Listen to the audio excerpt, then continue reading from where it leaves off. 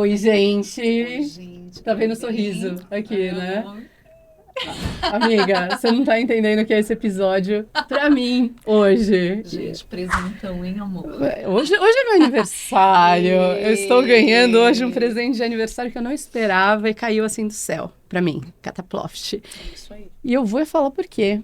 Todo mundo aí sabe que eu escrevo livro, que eu faço análise, né, psicanalítica, eu uso muito entretenimento nas minhas sessões, falo muito sobre arquétipos, e só que tudo isso tem uma raiz, né, na verdade. Depois que eu me formei, e eu sempre fui muito apaixonada por isso, eu tive a oportunidade de conhecer um canal no YouTube que eu fiquei absolutamente apaixonada, e que não só foi, sem sombra de dúvidas, o melhor canal de cultura pop que... Omelete, vocês são maravilhosos. Gil, você também é muito maravilhosa, do Magui, que me disse. Tem muitos criadores de conteúdo que são maravilhosos, mas este canal especificamente me inspirou a começar a fazer minhas palestras, a começar a dar uma linha na minha carreira que eu amo tanto. E por quê? Porque eles são muito embasados e eles são muito bons no que eles fazem. É uma inteligência de conhecimentos gerais, de embasamento realmente para dar opinião que eu não tinha visto em nenhum outro canal. E além de tudo, é um casal. Ai, gente. No mundo nerd, sou nerd, tá, gente? Eu sou criada. Minha mãe era nerd, minha mãe jogava Mario Bros. Meu irmão era do Star Wars. Eu fui criada num ambiente super nerd. E o mundo nerd, o mundo geek, enfim, é um mundo extremamente machista. Então, ouvir uma mulher falando com tanta informação e tão embasada sobre uma cultura que eu era tão apaixonada, absolutamente inspirador. Com certeza. Então, eu acho que hoje eu preciso começar a apresentação dessas pessoas Não tem jeito, Gil. de uma Hoje- forma específica, Sim. né? Dearest Gentle Reader, apresento a vocês Cris Siqueira e Panda. Ai, que privilégio! Muito obrigado eu pelo tô no convite. puerpério, eu vou chorar. Tudo eu choro hoje em dia. A gente teve também a presença do Abel, né, gente? Sim. Maravilhoso. Fazendo divando ali no corredor. Então, Obrigada, obrigada por gente. tudo. Imagina. A gente estava falando essa semana que sempre que a gente encontra alguém que fala, enfim, dos áureos tempos que a gente fazia live todo dia no YouTube, de coberturas, assim, super intensas, a gente fala, cara, foi muito momento de ouro da gente. Então, tá sendo agora muito especial ouvir esses resgates e essas histórias e essas conexões sobre principalmente Game of Thrones, The OA, séries que marcaram muito o nosso canal e a nossa história no YouTube. Porque E mais a pela gente nossa tá nesse opinião resgate, do que pela própria série, do que né? pela Isso é muito série. legal. Tá sendo um momento de muito resgate nosso, assim. E aí eu falei pra ele, sempre que a gente entra nessa vibe, nasce alguma coisa. É. Então vamos ver se nasce alguma coisa. Eu gosto de nascimento. Exato. Sou taurina. Aparentemente a gente tá gostando de nascimentos. Pois é. Mas obrigada pelo convite. Imagina, que prazer mesmo. Eu agradeço muito do fundo do coração vocês e agradeço, acima de tudo, não só pela presença aqui, mas pelo que vocês, sem nem imaginar o que fizeram na minha vida. Então, muito obrigada mesmo. Ai, obrigada. Eu já vou começar Já? falando do evento que teve. Sim. Que, Cris, você ajudou a idealizar um evento muito Ai, incrível, sim, né? Sim. Eu quero muito que você fale desse evento que foi com a Prime, certo? Sim, foi com o Prime Video. Cara, isso é muito louco, assim, porque quando a gente começou na internet lá em 2011, começou muito da minha vontade de expressar a opinião no ambiente que é como você falou, era 100% masculino. A gente assistia muito Jovem Nerd, quer dizer, ouvia muito Jovem Nerd na época, que era meio que o único do mercado ali, muito focado nessa área. E me incomodava muito que as esposas só participavam de episódios como Viagem, de Dia dos Família, Namorados. ou Dia dos Namorados. Tá. Eu ficava, mas elas não vão no cinema com eles? Elas não vêm sair com eles? Elas Opinião? têm opinião Não sobre as sabe coisas? falar? Isso me incomodava muito. Hoje elas participam de outras formas, mas me incomodava Não, elas demais. têm o próprio podcast, hoje né? elas têm conteúdo delas. Mas eu, enfim, Do tanto isso... que era uma demanda necessária, assim, né? Uma parcela do público do Jovem Nerd gostava de ouvi-los e não tinha o espaço para ouvir tudo que elas tinham para falar. Porque era um grupo de homens, né? Eram muitos amigos fazendo conteúdo ao mesmo tempo. E aí eu falava pra ele, cara, mas eu tenho opiniões, eu quero dar minhas opiniões. E aí eu criei o blog, enfim. Não, você nasceu criou ali. um blog chamado Crisgo, É horrível. Eu sei. que ela queria ser o Google dela mesma. Eu queria te dar um Entendi, abraço agora, tá. Crisco. Bonito. É isso, muita pretensão. Mas aí ela detestou o nome em Óbvio, pouco né? tempo, e aí ela me pediu ajuda pra construir o Coxinha Nerd. Isso foi em que ano? 2010. 2010. E aí ele nasceu dia 5 de maio de 2011. Isso. De verdade. Um assim, taurino, pro mundo. né? Taurino. E ele nasceu com Game of Thrones. O primeiro post foi sobre Game of É Thrones. verdade. Que aí eu fazia review escrito, porque era isso. Eu queria dar minha opinião. Eu queria dizer o que eu achava daquilo tudo. E por que eu tô falando isso? Não lembro. Qual foi a pergunta? Puerpério. É, isso aí, gente.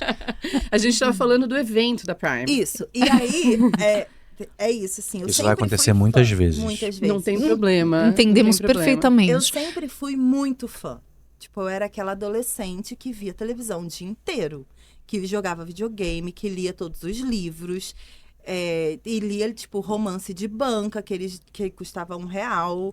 E a minha mãe ficava, compra lá aqueles seus livros. Bianca, aquele Karina, livrinho. Isso. Sabrina. Júlia. É isso. Eu li essas coisas. E tenho, tipo, muitos deles ainda guardados. Faz sentido assim. você gostar tanto Não é? hoje em dia, né? De Eu Julia tenho minha Quinn. história. Exatamente. Eu tenho uma história consistente ali. E aí eu sempre tive muito esse apego a todas essas coisas muito de cultura pop, né? Então eu sempre fui fã. Eu falo que a minha formação de carreira de criadora de conteúdo nasceu na adolescência. Porque para eu ser criadora de conteúdo eu preciso ser fã. E eu sempre fui muito fã. E Mas ter se- opinião, É. né? Mas E se eu você sempre tive muita pensar referência. na escola, os meninos falavam sobre filmes, sobre séries, sobre os desenhos, sobre o videogame. E aí formou esse mercado muito masculino, né? A cultura pop nerd é totalmente guiada pela opinião masculina. Só que na escola, as meninas eram coibidas de falar Sim. sobre o que elas gostavam. Então, assim, não quer dizer que elas não assistiam. Quer dizer que elas... A gente só não falava disso. Porque é meio que um E se terreno falasse, proibido. Sim. Exato, se falasse, né, Era Panda, estranho. até parece que ela sabe alguma coisa. É. É como uma mulher falar que gosta de futebol, Sim. no mesmo segundo vem um homem fazer um quiz, pra ver se você realmente Aí isso é sabe de chato futebol, demais, sim. cara. né? Até hoje é assim, sabia? Não mudou muito, não. A gente tem aí uma representação interessante em Stranger Things, Uhum. quando tem a inserção da Max, Aham. Ah. né? Quando os meninos veem ali o nome, Mad Max, né? Eles ficam Aham. achando que é um menino, que é realmente um menino que é muito bom no videogame. E quando eles descobrem que é a Max, eles Quebra ficam um o pouco paradigma. chocados. Então, isso acho que é uma representação muito ilustrativa Sim. de Exatamente como era isso. um mundo majoritariamente dos meninos Sim. mesmo, Eles né? ficam chocados e ofendidos por perderem Pra um uma jogo menina. para uma Uma menina. menina. É. Mas conectando, como eu tinha essa formação de fã, quando eu decidi sair do mercado tradicional, né, de trabalhar em empresa, porque eu sou administradora e tudo, então eu trabalhava em escritório, essas coisas. Nossa, eu apostaria Né? que não. É mesmo? Administradora. Ela trabalhou com administradora. gestão de porão de navios num Eu porto. fazia planejamento de porões de navios. Botando placas de siderúrgica. aço no porão. Gente. Eu era analista de planejamento. Era legal, era um trabalho muito legal. Eu amava o meu trabalho. Matemática Não vou pura. falar mal do meu passado. Eu amava mesmo. Não, jamais. Não, mas claro que não. curiosíssimo isso. Muito! Não, né? porque muita gente abandona carreiras por traumas Sim. e decepções. Aham. Não, era muito maneiro. Super teria continuado se a internet não tivesse surgido. Mas quando surgiu a internet era Aham. muito mais divertido. E aí, conectando ao negócio do Prime, quando eu descobri que eu podia trabalhar com o meu lado fã, eu falei, gente, eu tenho muita informação na minha cabeça que tá aqui guardada e eu não. Tipo, agora Não tem eu pra posso onde botar pra sair. fora. E aí eu comecei a botar. E foi mágico, assim, porque o mundo vai se abrindo e você vai entendendo a quantidade de referência que você tem na sua cabeça. As conexões, o que você gosta, o que você não gosta. E aí você vai se encaixando e conversando com pessoas e se identificando e conhecendo fandoms e se encontrando com essas pessoas e falando, meu Deus, eu faço parte de comunidades. A internet fez isso com a gente, né? Fez a gente entender que a gente fazia parte de alguma coisa. E aí, enfim, isso 15 anos trabalhando com internet, beleza. Tive filho, virei pra ele e falei assim, cara, eu tô me sentindo muito perdida depois que eu tive filho, porque a maternidade faz isso com a Sim, gente. Uma nova sim. persona, né, Cris? Nasce uma identidade com nova, certeza. né? E eu não sei se ir pra internet só falar do que eu amo parecia pra mim muito leviano, Descartável. assim. Descartável. O conteúdo na internet é descartável. Você sabe que aquilo não vai se manter. É. O que você fala impacta alguém e desaparece por causa da quantidade de conteúdos Era muita gente ao mesmo tempo. que seguem, né? E ao mesmo tempo, eu não queria ir pro nicho de maternidade, de virar uma chave simplesmente, que é o que a maioria das criadoras de conteúdo fazem quando tem filho. É literalmente isso que a galera faz, porque publicidade de maternidade é muito melhor do que de cultura pop. Mudar o nicho, né, completamente. É isso, assim. Você tem todas as empresas que lidam com bebês e mães. São empresas que têm muito mais grana do que entretenimento para investir na A internet. gente tá falando de Johnson. É consumo. É bem de Exato. consumo mesmo, né? Diferente de hypes que sobem e descem de lançamentos, assim. E aí eu entrei meio que numa crise de identidade profissional mesmo nesse período. E aí, nessa janela de crise profissional, surgiu essa oportunidade que era literalmente sobre os meus 15 anos de experiência de criadora de conteúdo. Uau! Era assim, nós queremos uma pessoa para a área de criação que tenha experiência em criação de conteúdo. Porque é isso, você tem publicitários, tem a galera formada em marketing, trabalhando com isso. Mas eles queriam alguém que já tivesse a visão final, a visão de quem realmente lida com o público. E aí eu falei para ele, tipo, é um trabalho que vai ter horário, que vai me tirar do Abel em diversos momentos ao longo do dia. E aí eu não sabia se eu estava preparada para isso.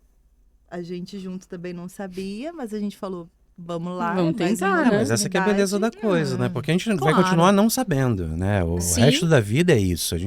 Ele vai mudar, ele vai conhecer o mundo, ele vai exigir conhecer cada vez mais coisas e a gente só vai ficando do lado, amparando uma coisa ou outra.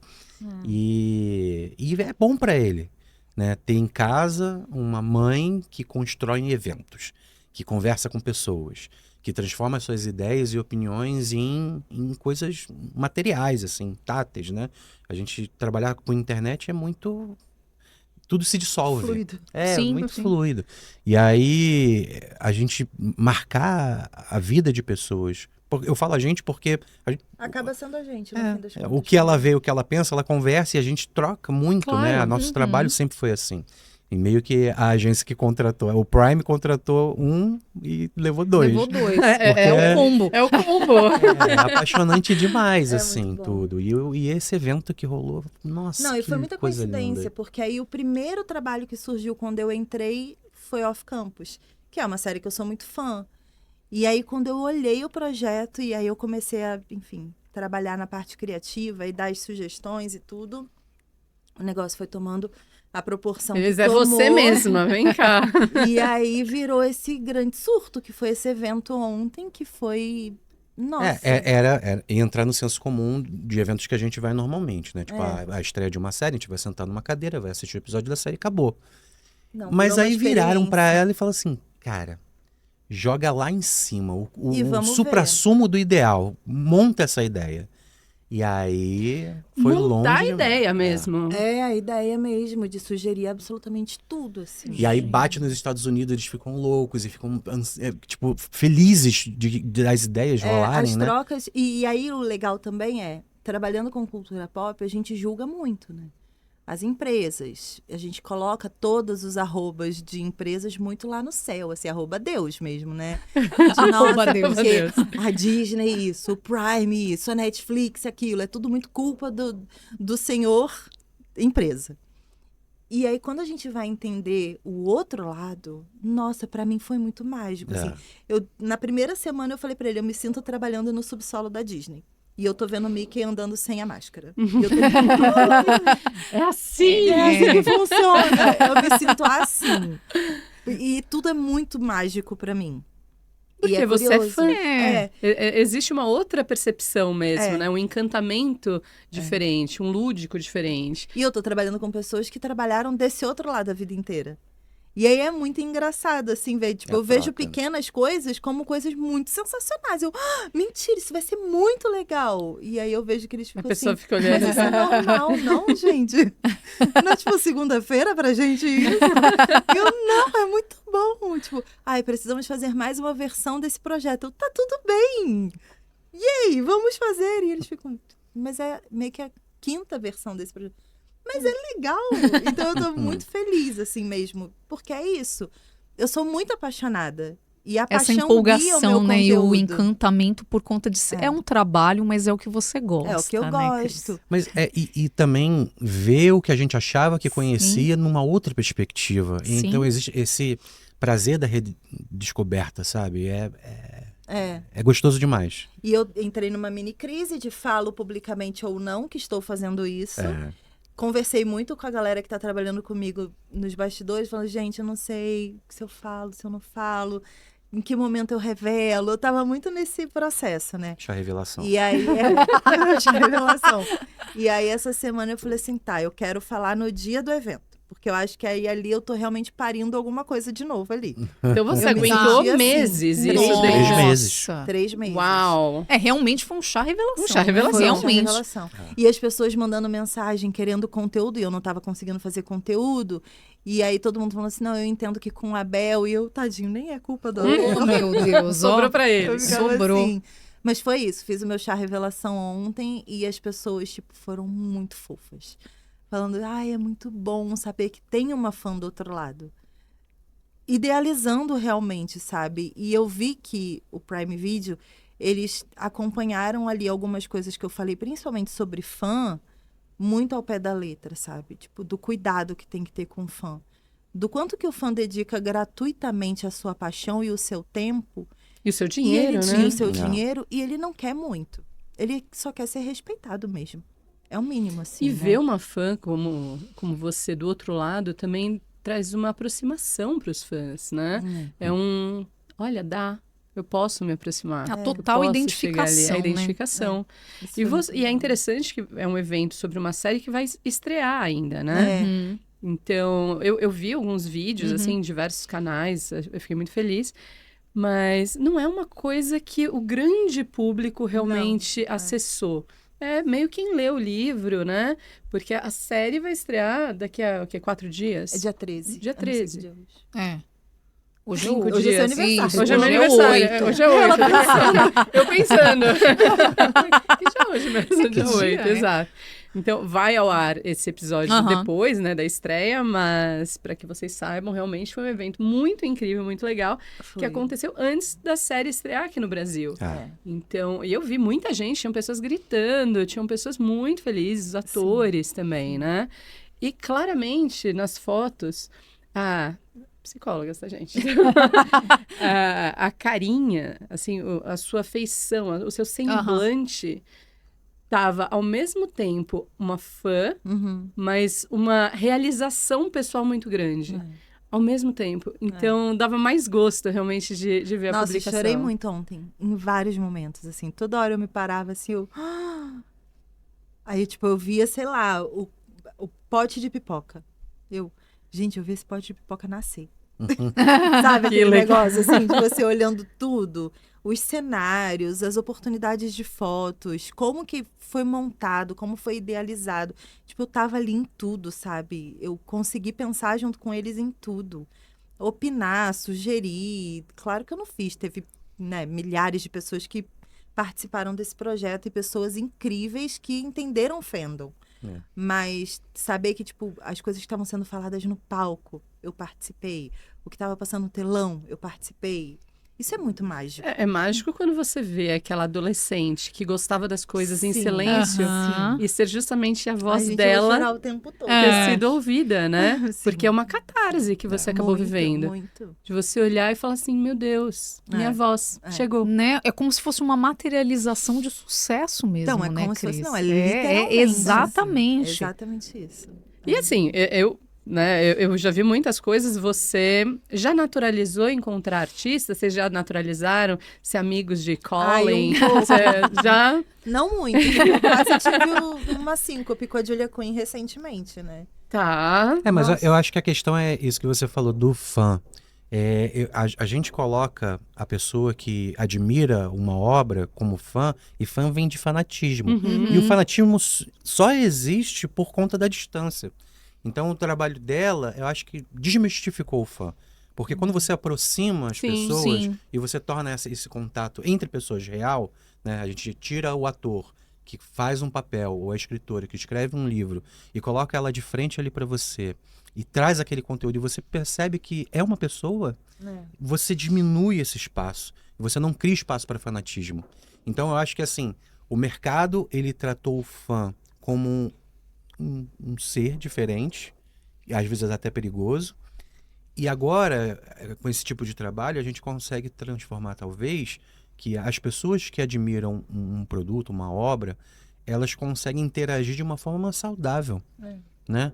Elas trazem para a vida dela e aquilo muda a vida dela, e ela pode mudar a vida de outras pessoas também. Então, existe uma reciprocidade ali que transforma o trabalho que a gente admira em realidade.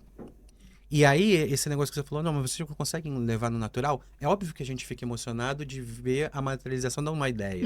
Mas a gente sabe que é uma pessoa. E eu acho que isso é mais bonito, né? E isso que você falou, Panda, é fantástico, porque me remete muito à ideia a fantasia sempre supera a realidade. Né? Então, do possível e saudável, exato, né, Gi? até relacionamentos, quando as pessoas se conheciam na internet sem se ver, elas idealizavam, e muitas vezes quando se conheciam não dava certo, né? Então é justamente isso mesmo. A partir do momento que você tem uma idealização daquela pessoa, entra naquela questão do fã, onde você coloca a pessoa quase num pedestal, e tem posters, né? Principalmente os mais jovens. Entra até numa neurose, né, Gi? Que aí entra a parte de não ser saudável, exatamente, né? E temos diversos exemplos na história de fãs que fizeram mal aos seus ídolos, né? Mas essa aproximação realmente faz com que você lembre. Mas, de qualquer forma, com certeza tem aquele friozinho na barriga quando você está assistindo uma temporada ou assistindo uma série, e você vai entrevistar e ter aquela oportunidade que até outro dia você era que estava na televisão vendo. Hoje você vai estar lá com Netflix atrás de você falando. É uma loucura. E eu falo para ele que a gente não é jornalista. Porque eu acho que quando você faz faculdade de jornalismo, você se prepara. Você idealiza, Você sonha em pessoas que você quer entrevistar, né? Em coisas que você quer cobrir. E aí, quando você está naquela posição, é uma realização absurda, de uma construção dentro da sua graduação. É um check que você tá dando, né? Em algo que você pensou. A gente não passou por isso. Não, quando eu tava vendo série, eu não ficava do tipo, nossa, um dia, quem sabe, eu possa... Não, eu só tava vendo série, eu queria mais uma temporada, mais nada. Só que isso daí traz uma vantagem para vocês, porque vocês não têm perguntas naturalmente estruturadas. Não. É pergunta realmente de interesse, é uma de vantagem coração. E um grande problema, né? Também. Porque, de repente, você vira só a única louca no meio de jornalistas, assim. Só a única emocionada, que a pessoa fica... Talvez a mais espontânea. A mais espontânea. Sim, Quem foi a pessoa que mais te deixou emocionado e mais te deixou emocionada, Cris? Que vocês conversaram, entrevistaram, enfim. Cara, pra mim foi o Michael B. Jordan. Uau! No filme do Creed 2, que eu cheguei na entrevista e falei, mas eu prefiro o vilão. A história dele é muito legal. Os vilões são sempre muito mais profundos. Porque era um cara sofredor na história. E aí, primeiro ele se impactou, e aí o cara tava do lado, e aí ele foi me perguntando e foi entendendo. E aí ele falou, então eu acho que eu vou sair da entrevista e fez uma piada, assim, sabe? Aí quando ele saiu, levantou que terminou a entrevista, eu fiquei meio que torcida falando o nome do vilão, que eu não lembro agora. Aí eu fiquei meio torcida. Ele voltou, tipo, pra me pegar, sabe? Foi muito divertido. E o perfume dele era muito cheiro. Ele saiu apaixonado pelo cara cheiroso. Vocês são cheirosíssimos, assim. Você já descobriu qual é o perfume? Não, mas ele fala sempre do perfume. O perfume do Michael B. Jordan. O cara, além de gato, é cheiroso. E tem Oscar. Nossa. E você, Cris? Cara, eu acho que a primeira vez, assim, que eu senti dando um checkzão, assim, na minha mente foi a Nicola, né? A que faz a Penélope. A Penélope. Por identificação mesmo com a carreira e com a personagem, né? Era muita coisa junto de uma pessoa só. Não, você falando do blog me lembrou Lady Whistledown na hora. Você queria estar... porque você queria estar por trás, né? E ela só queria ficar escrevendo. Ela não queria fazer vídeo. Não queria. De jeito nenhum. E ela é muito fofa. E eu não sei se ela foi brifada né? antes. Eu não sei se ela foi brifada antes ou só se emocionou mesmo. Mas foi muito intenso, assim, o encontro. E ela levantou, me abraçou. E o abraço dela é muito forte. Sabe aquele abraço de verdade, assim? Que não é aquele abraço da pessoa que fala, muito obrigada pelo carinho. Não, ela fica. E ela aperta, sabe? E é cheirosa. E aí foi um momento, assim, muito mágico. E agora, recentemente, a Julia Quinn, né? Que eu acho que é o mais próximo de Jane Austen que eu posso estar. É o que eu penso. Mas a Julia Quinn, aí eu tenho uma pergunta pra você, né? O que você achou do encontro com a Julia Quinn? Então, eu sou ansiosa, né? Eu projeto tanto que às vezes eu prejudico a minha experiência de tanta projeção que eu faço. E é isso, né? Agora eu tenho um filho, então eu não chego nos lugares do jeito que eu chegava antes. Então foi uma noite muito conturbada, a noite anterior à entrevista. Eu não dormi bem. E amanhã, eu não dormi nada. Amanhã, pré-entrevista, assim, foi muito caótica também pra gente chegar no lugar. De trânsito. Cheguei atrasada, tiveram que trocar o meu slot com ela, com outra jornalista que já tava lá. E aí eu não gosto dessas coisas, sabe? De ter que pedir desculpas antes e ter que dizer que estou atrasada. Tudo isso vai... Ansiosa? Vai me gerando, né? Vai fazendo aquela listinha do... Eu já estou errada, eu já vou chegar com todo mundo me odiando, me julgando. Eu tô devendo alguma coisa. Essas coisas. E aí, quando eu cheguei, eu entrei na sala e a galera da Editora Arqueiro, tava todo mundo muito fofa, todo mundo veio falar comigo muito tranquilo. Na minha cabeça, tava todo mundo falando, tá atrasada, tá errada. Conseguimos essa oportunidade e olha o que ela está fazendo, entendeu? É isso, tudo na minha cabeça, né? Que depois ele falou, mas não foi nada disso. Eu tive quase 20 minutos com ela, raríssimo isso. E aí depois a gente pode conversar sobre essa autocrítica, tá? E aí ela é capricorniana e eu já sabia que ela era muito pragmática na forma dela lidar com as pessoas. A gente viu algumas entrevistas pessoalmente eu já dela. sabia disso, já tinha visto em bienais e tal. E aí na minha cabeça... Todas as minhas perguntas eram muito emocionadas. O meu inglês estava horroroso, porque eu estava exausta e eu não estava sabendo o que eu estava falando. Não estava conseguindo pensar, então eu tive que ler, porque eu realmente não estava lembrando de nada. E aí isso já me tira muito a autoestima profissional, eu tenho que ficar lendo o tempo todo. E a própria espontaneidade, né? Exato. E aí quando eu saí, eu virei para ele e falei assim, nossa, ela odiou, né? Aí ele, o quê, gente? E ele na minha frente, assim, né? O tempo todo. Ele, mas o quê? Eu falei, nossa, ela respondeu tudo muito objetivo e tudo muito assim. Eu levantei e fui falar com a menina da Editora Arqueiro, com a Frane, que é maravilhosa. E aí eu virei para ela e falei assim, cara, muito obrigada, mas... Nossa, eu acho que poderia ter sido muito melhor. Eu fui muito horrível, tal. Achei que eu fui muito confusa. Aí ela falou, olha só. Se você fosse um homem fazendo o que você acabou de fazer, você teria saído assim? Aí eu falei, acho que não, né? Aí ela, então, por gentileza, se recomponha que cruel, você foi ótima. E aí depois ele falou a mesma coisa. Eu não consegui ver a entrevista. Demorei, sei lá, 3 semanas para mandar para a editora. Mandei anteontem para a editora. Ah, você tá brincando? Juro.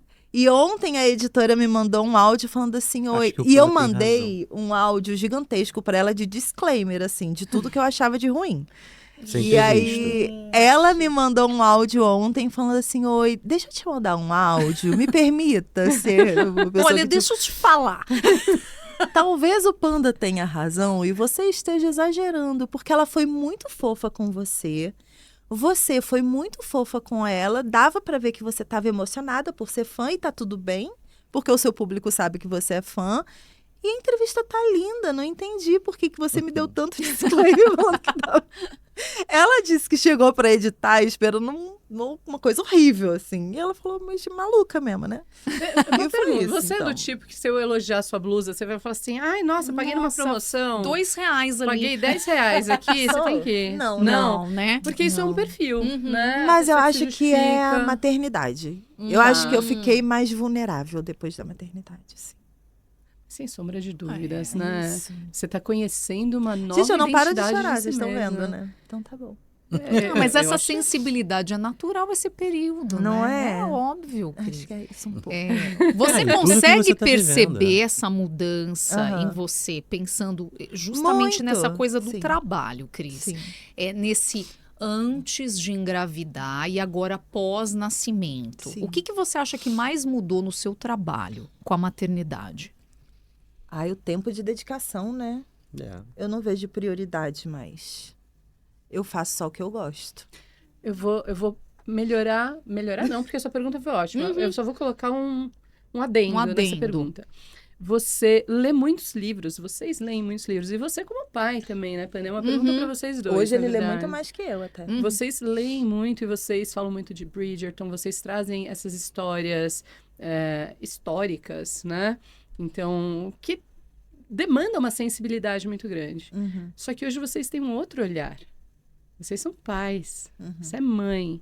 Então, ler uma personagem como a Violet, por exemplo, hoje em dia, Nossa. é completamente diferente. Ler personagens que são pais também faz com que, naturalmente, vocês enxerguem um outro ponto de vista. Conforme a gente amadurece, a gente vai tendo novos pontos Sim, de vista total. com as nossas identidades. O que mudou neste aspecto? Você acha que você, nas análises de vocês conseguem enxergar pontos de vista que antes talvez ficassem um pouco no ponto cego? Quero só que ele responda primeiro, mas eu quero complementar e direcionar um tema aqui pra ele que eu acho que vai ser muito legal. Quando ele viu a temporada do Anthony, que é o irmão mais velho, que perdeu o pai muito jovem A segunda, e precisou assumir a família muito jovem, ele se identificou porque ele perdeu o pai com 13 anos. E ele falou, é muito doido você ter que ser adulto da noite pro dia. Você ter que ser o homem da casa da noite pro dia. Que é uma responsabilidade horrorosa que a sociedade coloca no homem mesmo, né? Mas ele viveu isso. E aí agora, como pai, vendo, tipo, essa temporada que teve muitos pais, né? Tinha muitas crianças na família agora. Ele viu com outros olhos de novo, né? Porque é isso. A gente vai se identificando e vai transformando. Então, pode ir. Eu acho que isso é legal também pra ele. A gente tira o personagem de um objetivo da trama. E aí a gente passa a olhar o personagem com atenção e um cuidado. Porque o psicológico daquele personagem é trabalhado como se fosse uma pessoa de verdade, né? E quando a gente trata com cuidado a perspectiva de um personagem, a gente traz muito pro pessoal. E aí, quando se torna pessoal, se torna mais bonito, se torna mais sofrido, né? Tudo que ele passa. E aí, eu acho que ser pai e cuidar de alguém, quando você assume a responsabilidade do cuidado, né?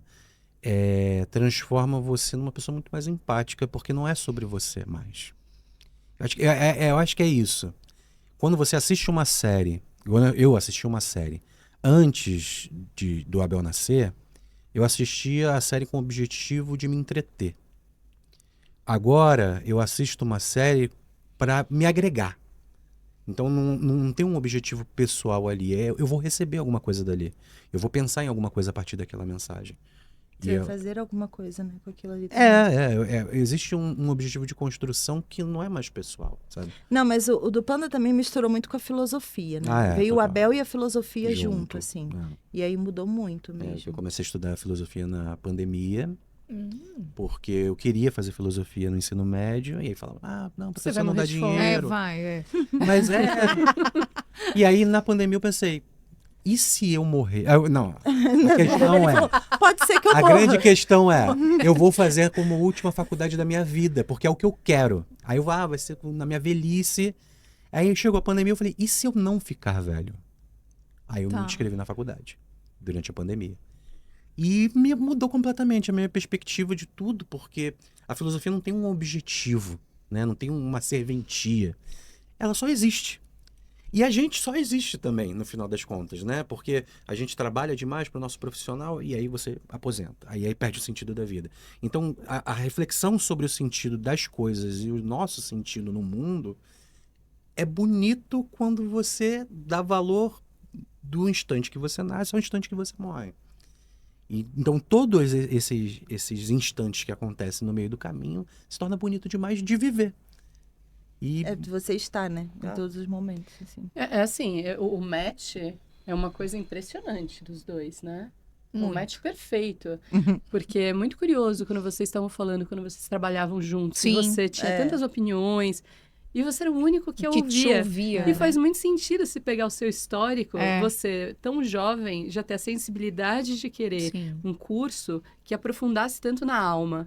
Só alguém com esta sensibilidade poderia enxergar você e ouvir, enquanto todos os outros, né, os pares, estavam virando de costas. Total. Nossa, match perfeito, né? Vocês, antes de chegar aqui, vocês anotaram. A gente vai se encontrar aqui no Rio. Não, mas tem até um lado espiritualzinho disso, né? Que teve uma vez que eu fui num centro espírita e aí o pai de santo falou pra mim que eu encontraria uma pessoa... Eu já tava com você ou não? Não, né? Não. Falou que eu encontraria uma pessoa que a gente tentava ficar junto há várias vidas e que dessa vez a gente ia conseguir. Talvez a anterior tenha sido uma coisa meio Bridgerton, meio né? caótica. Mas respondendo como mãe conteúdos, eu acho que eu vejo hoje, né, eu sempre tive um olhar muito de fã mesmo sobre as coisas, assim, na hora de falar, né? Muito emocionado. E aí eu tentava, dentro da emoção, encontrar porquês, né? Tipo, em tudo que eu estava vendo. Eu não queria que tudo fosse só mais um entretenimento. Tanto que as pessoas sempre falavam, lá vem um textão, sabe? Tipo, em série que nem tinha textão, tava eu fazendo um textão gigante e tal. Eu acho que agora piorou um pouco. E aí, piorou ao ponto de eu não querer nem falar algumas coisas. Porque se eu começar, vai ser só isso. Porque eu acho que eu fiquei muito mais crítica, muito mais cuidadosa também com o público, sabe? Eu vejo que tem algumas pessoas, por exemplo, na internet hoje, e aí público geral mesmo, assim, que não precisa de mais informação, sabe? É uma galera muito sufocada já. E aí, às vezes, eu penso que se eu colocar mais uma coisinha ali, eu vou transbordar, talvez alguma coisa que não precisa. Já tem muito. E aí eu tenho escolhido momentos e assuntos para eu estar. É como se você trouxesse o papel de mãe nesse quesito também, né? Desse cuidado. É porque tá muito sufocante, assim. E as gerações que hoje dominam a audiência na internet estão muito sufocadas, estão muito aceleradas, estão muito alarmistas. E para mim também foi muito educacional, assim, fazer esse evento de Off Campus, que é um assunto, um tema que conversa muito com a geração Z. Eles abraçaram a saga, né? Porque os livros foram lançados em 2016, então os primeiros leitores foram os millennials, que era a galera que estava ali na idade realmente de ler. E aí esse livro, essa série viralizou de novo na pandemia dentro do BookTok, e aí pela geração Z. E não adianta, a internet hoje é deles. Eles estão ali dominando a conversa. E a série foi feita para eles, mas tem as referências todas para os millennials dentro da história também. Então, quando você vê que eles são o público-alvo e você entende que eles estão sendo ali hoje realmente os guias financeiros dessas empresas que estão investindo em tudo, cuidando um pouquinho desse evento, eu tive a oportunidade de entender quem eles são para além dos estereótipos. E abraçar e ser abraçada por eles também. Então, para mim, foi meio catártico isso, assim, quando a gente começou a trabalhar com a internet, a gente queria conversar com pessoas. E aí a gente percebe, eu percebo hoje em dia que a internet se esforça muito, a internet de ser abstrata, se esforça muito para transformar pessoas em números, né? Se torna uma relação muito fria. Então, o conteúdo que vale mais é aquele que tem maior visualização. É o algoritmo, né? Que é número mesmo. Mas são algoritmos feitos por pessoas, né? Então, assim, é uma ideia que tá ali batendo no criador de conteúdo e que faz ele acreditar que sempre quando ele vai ter um número maior, ele vai ter uma satisfação maior. Só que números são infinitos. Então, quando você atinge um certo número, esse número pode ser maior. Você não vai ficar satisfeito. Nunca. Então, olha que prisão absurda. A insatisfação infinita, crônica, né? Só que fazer um evento desse porte é ainda tratar pessoas como pessoas. Né? Porque é o fã, é a pessoa que fica feliz. Tipo, claro que tem alguém ali se preocupando com o número. Tem que ter esse alguém. A preocupação existe. Mas eu não tava ali para isso. Mas e é muito confortável e legal não ser essa pessoa do número. Existe o papel né? quem se preocupa com o número e existe o papel de quem cria conteúdo. De quem abraça o fã. E você ter sido valorizada sendo essa pessoa, né? Exato. É isso aí. Não, e olha que catártico. O roteirista da minha vida tá muito... Ele tá muito felizão, assim, porque acho que ele tá no melhor momento da vida dele, ser roteirista. Porque ontem, que foi um dia que eu tava muito feliz, muito real, tudo muito, assim. Foi o dia que teve, anteontem e ontem, né? Foi o dia que teve o bug no Instagram, quer dizer que não é um bug, né? Que teve a alteração no Instagram, que eles criaram lá a inteligência artificial para deletar contas inativas. E todo mundo perdeu seguidor. Muita gente perdeu milhares de pessoas. Isso, né? E aí eu tava para entrar na entrevista quando eu perdi os primeiros 3 mil, assim, do nada. Aí eu falei, gente, mas alguém perdeu? Tipo, o que eu fiz? Eu não falei nada. Aí, olha como é violento. Não fui cancelada. O que eu fiz de errado o que eu fiz pra perder? Número. Aí eu falei, gente, eu nem fiz conteúdo. Porque é isso, né? Você já pensa logo num cancelamento. Aconteceu alguma coisa. E aí eu falei, mas eu não fiz nada, gente. Pelo amor de Deus. Fiquei assim, perguntei, tipo, era uma sala cheia de influenciador. Falei, alguém mais perdeu seguidor? E tava todo mundo hiper focado na entrevista. Falando, não sei, acho que não. Aí começou a ver e tal. Daqui a pouco começou um burburinho. E aí alguém recebeu uma mensagem de um gerente de conta no Instagram e trouxe a informação. Aí todo mundo falou assim, então é só um bug, vai voltar. Não era. São seguidores de contas que realmente foram tiradas e não vão voltar. E aí teve uma das meninas que estava lá que até virou para mim e falou assim, mas pelo menos a gente não é a Kylie Jenner, que perdeu 15 milhões. Veja bem. Isso daí é... Ela perdeu 15 milhões. 15 milhões. Estamos em... Foram alguns mil. E aí, ontem, durante o evento, eu perdi mais, sei lá, 5 mil. Foi assim, muito agressivo. Mas eu tava no evento. E aí, olha como o roteirista é bom. Ele tirou... Foi, ó... E aí eu tava ali num momento muito mágico e feliz. E aí quando eu vi isso, eu falei, não faz diferença. Tá bom. É isso aí. Porque olha isso aqui. Tipo, isso daqui vale muito mais do que... Com certeza, é o que você dá importância. E aí, quando eu postei sobre o evento, a reação foi muito mágica também. Falei, isso vale mais do que o número de seguidor. É a interação, né? É esse contato com as outras pessoas. É o propósito, né? Mas isso também está muito ligado ao fato de nós sermos uma geração analógica que aprendeu o digital.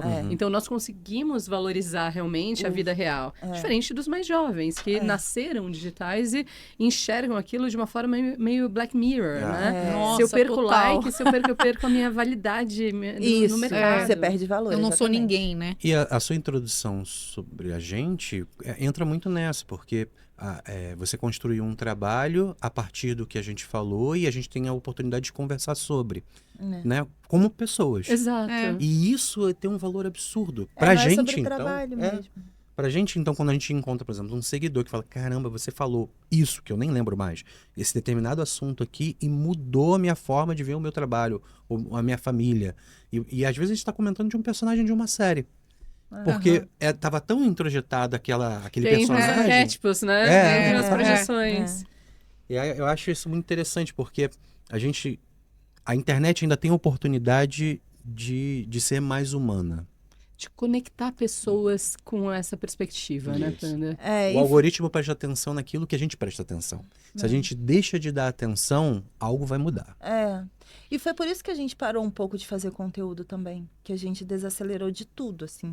YouTube, de absolutamente tudo. Sem querer te cortando, mas eu queria fazer perguntas específicas aqui, que é uma curiosidade. Como fã raiz, né? Eu preciso perguntar. O que aconteceu com Coxinha Nerd? Primeiro, por que esse nome?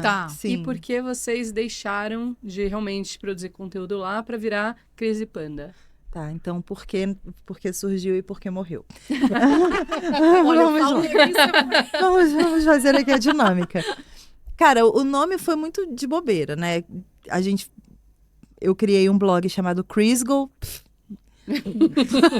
Talvez eu precisasse mais de terapia do que de um blog nesse dia.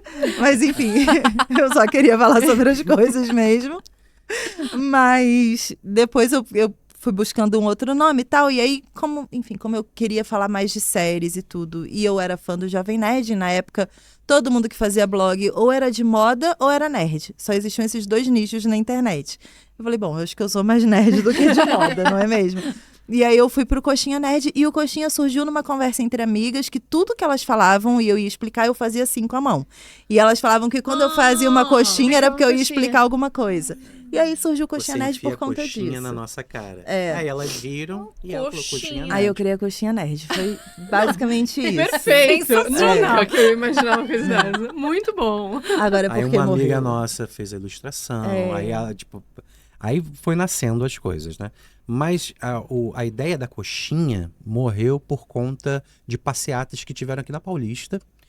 E aí existiam, antes de polarização, existiam os coxinhas e os mortadelas. Sim. E aí andaram na frente da passeata com a nossa coxinha na frente. Foi capa da Veja. Jogaram no Google, né? E pegaram a primeira coxinha mais legal, que era a nossa. Aí o Castanhari, quando foi fazer um vídeo sobre o que é direita e esquerda, botou a nossa nossa coxinha como um exemplo, assim, tipo, coxinha. Não. E aí a gente falou, cara, a Puxa gente não vida. fala sobre Saiu na política. Foi uma Veja questão a política. foto com a nossa coxinha. É. Tá. Aí começou a ser chato, comentários e isso e aquilo. Aí vincularam. A polarização foi pra você. Pra gente. Não tinha é. nada a ver com a história. E Aí a gente decidiu mudar. A gente falou, cara, foram 2 motivos. Primeiro que a gente não queria falar só de coisa nerd. Também tinha isso. A gente queria falar de outras coisas. E aí quando a gente fala, por exemplo, da Anitta, fala, mas não é um canal nerd, não é coxinha nerd. Por que vocês estão falando de funk? E a gente fala, poxa, mas a gente não é só nerd, né? É cultura pop em geral, né? Não, e isso esbarrou muito nesse início de pandemia, que a gente também queria expandir, né? Tava todo mundo falando de tudo. E aí o TikTok surgiu. O nome tava muito restrito. Um monte de influenciador brotando e vários assuntos. E a gente queria falar de vários assuntos. A gente em casa, sem os eventos que guiavam, enfim, a nossa história, os lançamentos todos de 2020 sendo postergados para 2021, 2022. E aí a gente viu o nosso mercado. Aí a gente falou assim, tá, vamos lá. Então vamos matar esse nome. Como é que a gente vai fazer isso? Tipo, vamos fazer um rebranding, não sei o quê. Não, vamos só mudar o nome. Vamos só matar mesmo. E não vamos falar nada, não vamos falar mais nada. E a gente passou 1 ano com o nome alterado. As pessoas continuavam chamando de coxinha, mas não era. Transicionou não naturalmente. nada. Não falava nada e de repente já estavam chamando de crise. Aí eventualmente um outro perguntava. Perguntava, a gente explicava, mas assim. Foi uma coisa natural. Natural. Como Nossa, uma mas morte. que forma triste, né, de ter sido e isso afetou, assassinado. Tá? Profissionalmente Né? isso Foi, afetou foi. muito, assim. Porque é isso, a gente está falando de uma rede e a internet como um todo de criação de conteúdo muito hiperconectada em formatos, em estereótipos, em Tipo, pesquisa. a ideia que eu tenho de um criador de conteúdo é aquilo que ele é. Não, e de ele não pesquisa, pode apresentar né? uma outra coisa que ele é, porque eu já formei a minha ideia sobre ele. E a gente passou isso por muitas vezes. Então, a morte do Coxinha Nerd, o início de Crise Panda, é algo que a gente viveu algumas vezes em outros setores e até a nossa compulsão por criação de conteúdo reduziu, e isso é uma morte de uma mudança porque a gente está vendo o que está se tornando o trabalho na internet, né? É muito violento, é muito opressor e as pessoas estão ficando muito doentes. É muito triste. Por causa dessa cobrança constante de um ser abstrato e invisível que não conversa com você. Você olha, você vê os reflexos, pensa no causa e efeito e fala, não, essa é a verdade. Mas é uma verdade que você está criando o tempo todo. Então, tá todo mundo nas suas casas criando conteúdo e ideias sobre esse conteúdo que não reflete a realidade. E aí é bom frear para olhar de fora, sabe? Mas também é um fenômeno interessante o fato de hoje todo mundo sentir que precisa ter uma opinião formada sobre absolutamente tudo. Não né? só uma opinião, né? Mas a opinião certa. Exato. Mas isso também, pensando em internet, né? E no próprio algoritmo, vocês concordam como criadores que a partir do momento que eu começo a clicar num perfil específico, num tipo de informação específica, a tendência é que comecem a aparecer somente canais daquilo que tendencia a minha verdade. Eu acredito que aquilo é verdade absoluta. Que aquilo exista somente aquilo. Então, de certa forma, a própria internet, que eu acredito ser muito violenta hoje em dia, né, em diversos aspectos, é a grande formadora das polarizações. Sim. Né? Sim. E interfere no entretenimento também. A polarização é lucrativa porque o mercado não é mais financeiro, é um mercado de atenção. Então, quando você está num ambiente polarizado, qualquer notícia de qualquer banda chama a sua atenção. E aí você fica realmente preso naquela perspectiva. Como assim alguém fala isso tão diferente do que eu penso e todo mundo pensa? Porque todo mundo é a minha bolha. É a sua bolha. Exatamente. Mas é a busca infinita do ser humano pelo poder, seja ele financeiro, seja pelo like, seja pela beleza, seja pelo que for, né? A gente, inclusive, fez uma websérie chamada Eu Invisível, que fala sobre bolhas digitais, toda essa perspectiva, todos os problemas. Aí fala sobre solidão, sobre o ódio que a internet gera. Tem diversos temas, cada episódio é um tema com um especialista. E pra gente foi muito revelador, porque já era uma vontade nossa. Era um tema que a gente queria tirar de dentro da gente. E assim, a gente tirou, e foi lindo, assim, a forma que a gente estudou para ficar bem com as nossas próprias escolhas, sabe? E aí tem muita gente que consome internet diferente depois do que a gente passou ali. A gente recebe muita mensagem legal. E muito corajoso vocês colocarem isso hoje em dia, né? Porque é uma exposição muito grande num mundo de apontamentos muito ofensivos, muitas vezes, né? Então, a gente falando sobre como o entretenimento e a indústria estão lidando com os fãs, uma outra pergunta que eu tenho para vocês é a dinâmica do entretenimento Marvel especificamente, né? A gente viu uma mudança muito grande pós a saga do infinito, que agora todos os super-heróis são mulheres, né? E assim, a onda de críticas, xingamentos em relação a esses filmes, ninguém vai assistir, é uma agressividade dentro desse machismo mesmo do mundo nerd. Vocês acham que a Marvel, entendendo que o mundo da cultura pop é machista desse jeito, deu um passo maior que a perna? Ou vocês acham que realmente em algum momento isso vai ser aceito? Todas essas novas personagens criando...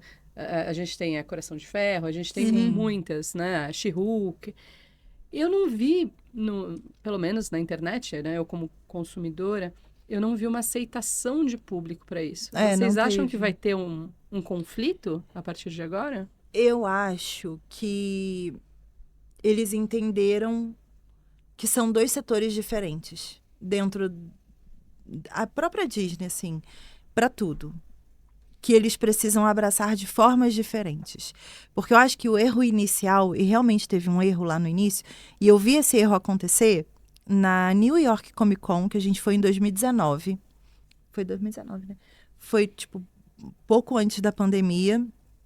Teve um painel lá que era da Mulheres da Marvel. Era um podcast. É um podcast ainda que a Disney tem, feito por funcionárias mulheres da empresa, que falaram assim, a gente tem coisas para falar sobre isso. E aí o nome do podcast era Mulheres da Marvel, que virou um setor da empresa, que virou um projeto da empresa, e aí foi escalonando.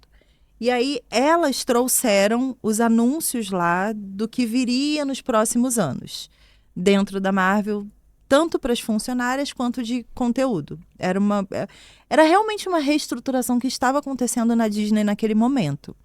E o painel foi, sei lá, para 20 pessoas, né? Tava ridiculamente vazio, assim. Conto do lado, que era... vamos mostrar o pôster novo do filme. Tava lotado. Tava lotado. 500 mil pessoas. Esse tava muito A vazio. estreia de Snoopy, né? Qualquer coisa. Não, e isso é interessante porque a nossa forma de trabalhar é assim. A gente olha um painel com 500 mil pessoas e um com 20 e fala, caramba, aquele de 20 tem lugar para eu sentar. O ar-condicionado tá funcionando. E dá para prestar atenção, porque não tem por que botar um painel aqui que não tenha uma mensagem. Enfim, e aí eu comecei a ouvir o podcast delas, tal, e era muito legal. Tipo, os projetos eram muito legais. Quando foram sendo lançados, os fracassos eram visíveis, assim, né? Tipo, era ridículo tudo que estava acontecendo, das pessoas não apenas não querendo assistir, mas odiando, transformando aquele em movimento de ódio. E aí, eu achei que eles fossem só desistir. Eu acho que, e de novo, a gente está falando de Disney, né? Que estrategicamente é uma das empresas que mais tem plano na vida, assim. Tipo, tá tudo dando errado, você pensa, não, mas a Disney tem um plano. Não é possível. Ela vai comprar, sei lá, Bloomberg. Exato. O dar errado era um plano. Eu tenho certeza que era isso que eles estavam querendo desde o início. O parque da Disney deu super errado, né, na estreia. E todo mundo achou o Walt Disney maluco. Como é que ele gastou milhões e destruiu todo o patrimônio que ele montou com as animações nisso? Tipo, num parque, no meio de um pântano. E estamos aqui hoje vendo o que é maior do que ele mesmo, né? O que é transformar um sonho em mais conteúdo, em mais estrutura. Não, tudo eles dão um jeito de refazer. O erro é bom. E aí Falem mal ou bem, mas falem de mim. É isso. E aí, é isso. Eles têm os recursos de histórias femininas dentro da Marvel. Tem muito recurso. Sempre existiram as personagens femininas ali. E aí, claro que eles investiram. Dá pra ver que todos os conteúdos de mulheres têm baixíssimos orçamentos, perto dos homens que, tipo, mulheres protagonistas. Mulheres protagonistas. As mulheres são aceitas desde que façam parte da história dos outros. Mas e não é por qualidade, porque eles investiram em infraestrutura tecnológica que não precisa gastar tanto para fazer um filme bom. E aí, quando você vê, por exemplo, o WandaVision, eu acho que foi o primeiro conteúdo feminino que as pessoas ficaram tipo, ai, ali, ela é mãe, ela é esposa, ela é dona de casa. É da década de 50. Tá tudo bem. Exatamente. Então tá tudo bem. Ela tá numa cidadezinha. Veja bem, né? Quando ela tem uma crise, ela vira uma vilã e destrói a cidade. Faz sentido. Tudo fazia muito sentido. Né? E eu achei fenomenal brincar com isso, assim, porque eles realmente conseguiram atenção de homem pra ver WandaVision. Porque era isso, era uma mulher em crise, surtando e matando todo mundo. Super 10 de 10, né? E não era vilã. Olha que legal. Era só uma mulher. Era só uma mulher. É muito bom. E aí, tipo, a única filosofia que tem era do marido morto falando sobre o navio de Teseu. E é isso, sabe? E, tipo, então, eu acho que WandaVision foi muito a virada deles, porque aí eles falaram assim, tá, eu entendi.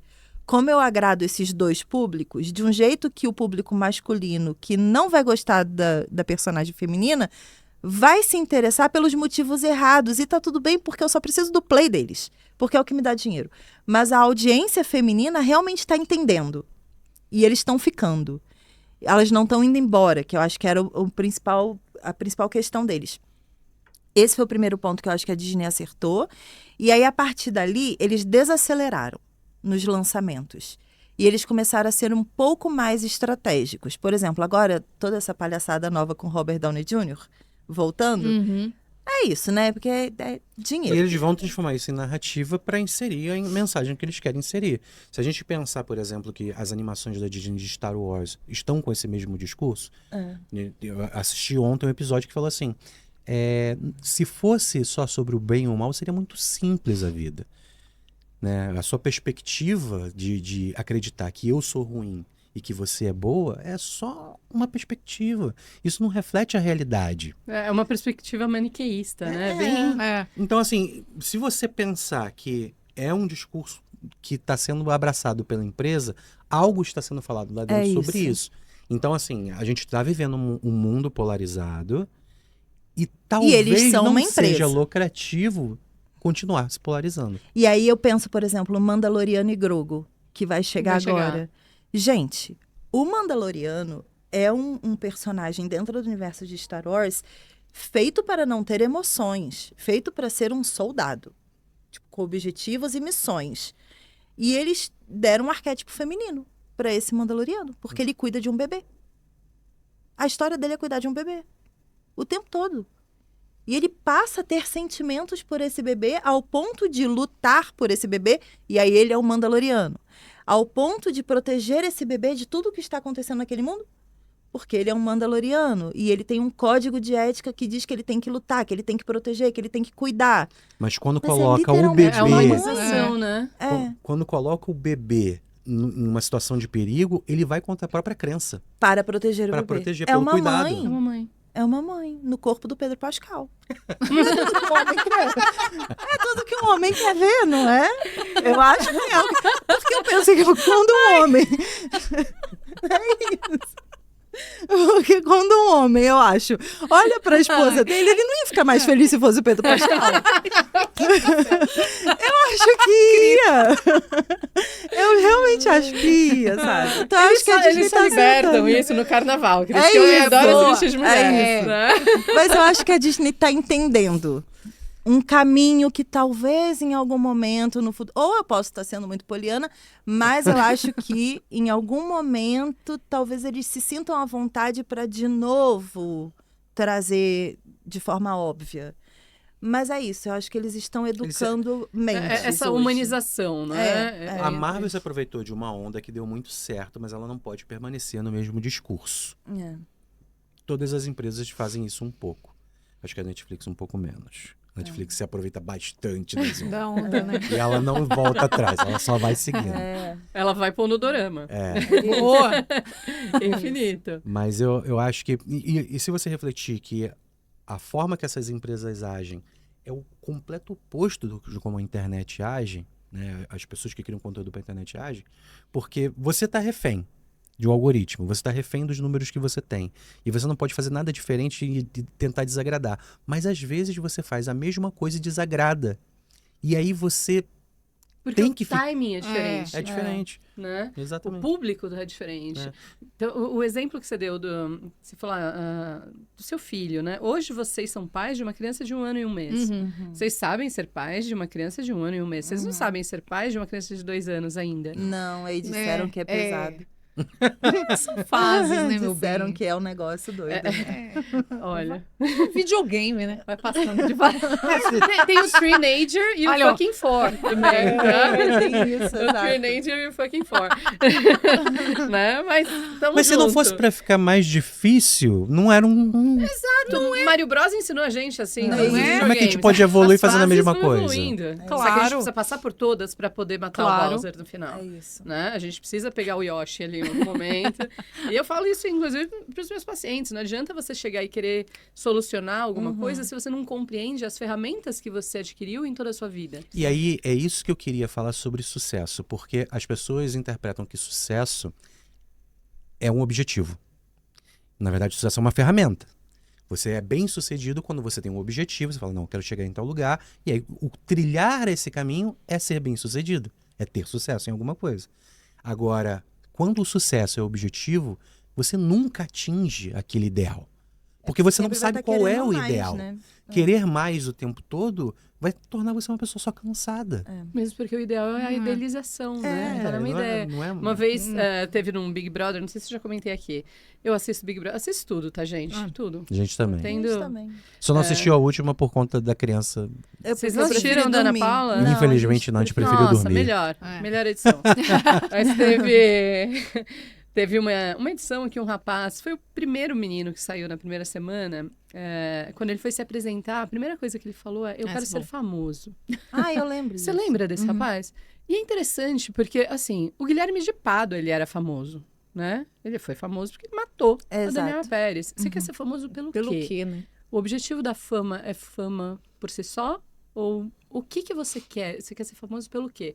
E hoje em dia, as pessoas elas não estão muito preocupadas com o que vai fazer com que elas se tornem famosas. Elas estão buscando a fama, seja dançando no TikTok. Quer ser conhecido pelo quê? Exato. Né? Por algo que você realmente tenha propósito. Você fala influencer, mas influencer, eu detesto influencer. Detesto influencer, tenho ranço de influencer. Até que a gente recebeu aqui, faz umas 2 gravações atrás, uma convidada fantástica. Foi. Que é uma menina trans maravilhosa. Ela tinha o que falar, sabe? E foi muito interessante o engajamento, né, do YouTube nisso. Depois a gente vai falar aqui para não atrapalhar de novo o nosso engajamento. Sim. Mas ver as pessoas hoje em dia, a gente atende muitas pessoas e cada uma traz uma história. E os mais jovens seguem algumas figuras e eu nunca sei quem são. Eu realmente não sei quem é. A gente assim, eu falo, gente, meu último show, eu acho que, sei lá, deve ter sido Shakira no Moinho Santo Antônio, quando eu fui, não sei. Faz muito tempo. Foi Backstreet Boys. Grammy, eu assisti ano passado e não conhecia ninguém. Pois mãe, gente, a gente não vê mais nada. Não vejo mais nada. Eu ouço o Mundo Bita, eu ouço o Bob Zoom, não ouço mais ninguém. É triste. Eu pergunto pra elas, mas quem é essa pessoa? É fulana de tal que faz isso, aquilo. Tá, e ela é influencer pelo quê? O que ela fala, né? Ela mostra a vida dela. E eu, no meu íntimo, eu fico pensando, né? A gente fica... minha infância foi nos 80. Eu cresci, meu filme favorito é História Sem Fim. Sim. E eu fico pensando, vocês são uma influência pra mim, que me ajudou muito por causa do embasamento de vocês. Tinha muita gente trazendo conteúdo de Game of Thrones na época. Sim. Mas a forma com que vocês traziam Game of Thrones fez toda a diferença. E eu queria entender o que essa geração busca. E eu comecei a perceber pontos e mapear essas pessoas que não importa o que o influencer está falando. Não importa quanto número de seguidores ele tem e ele se sentir parte daquela tribo. O que está sendo dito... Se faz lé com cré, eles não estão preocupados com isso. Não, eles chegam no mesmo ritmo que saem, né? Exato. Porque se a pessoa dá uma derrapada e é cancelada, todos eles falam assim, nossa, vamos todos sair daqui. Eles vão juntos, assim. Não tem valor. Mas sobre essa questão dessas 2 fases, e falando um pouquinho de sucesso também, é muito bonito para mim, em vários momentos eu pensei em números. Óbvio que você cai muito nessa armadilha, porque é isso, né? Claro, e também é a máquina que você está trabalhando. Claro. Então, você tem que pensar nisso em algum momento. Mas eu comecei nos últimos anos, e aí talvez também seja muito um viés muito maternal meu, que veio nascendo, eu comecei a ver pessoas gigantescas que nasceram ali na pandemia como influenciadoras, que nos acompanhavam antes da pandemia. E quando a gente encontra essas pessoas, elas vêm falar com a gente assim, nossa, mas se não fosse você, eu nunca teria criado conteúdo. E são pessoas assim, absurdamente maiores que a gente, que estão realizando coisas gigantescas que em algum momento foi sonho nosso e que a gente não realizou. Tipo, ver pessoas em palco. Ontem mesmo no evento, tinha uma pessoa no palco que ela veio falar para mim assim, se não fosse você, eu não estaria aqui. Porque eu só tive coragem de criar o meu conteúdo porque eu acompanhava você. E foi você que me fez criar o meu conteúdo. E, tipo, eu estava ali nos bastidores vendo ela no palco. Eu acho que eu sei quem é.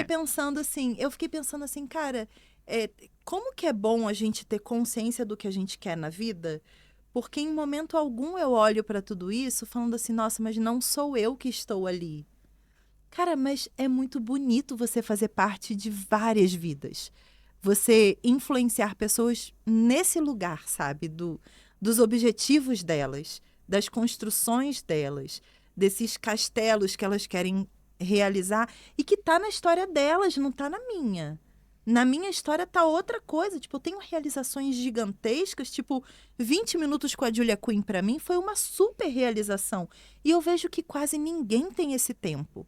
E eu consegui esse tempo porque eu tenho uma história, porque a editora conhece essa história, porque a PR da Julia Quinn viu a minha história e entendeu que era importante.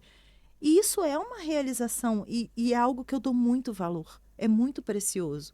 E vale mais do que 10 milhões de seguidores. É a admiração que conecta e vira um propósito. Exato. Né? E esse tempo que a gente tem de conversa, de fazer um vídeo de 3 minutos, que o Instagram fala assim, não vou entregar para ninguém, tá? só tô te avisando aqui porque é meu trabalho te avisar que eu não vou entregar.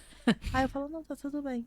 Porque, tipo, eu não vou fazer um vídeo de 30 segundos apontando pra tela e fazendo cara de boba, escrito alguma coisa, porque as pessoas vão ver 10 vezes aquele vídeo e por isso eu vou ter milhões de visualizações nele. Porque não é pra isso que eu tenho, sabe? Eu tenho mais do que uma frase pra falar. Não consigo. O meu pai, ele falava pra mim assim, a minha mãe, sempre quando minha mãe trabalhava e não estava conseguindo ganhar o dinheiro que ela precisava, ele falava, mas o trabalho não é pra gente ganhar dinheiro só, é pra ganhar dinheiro e ajudar alguém.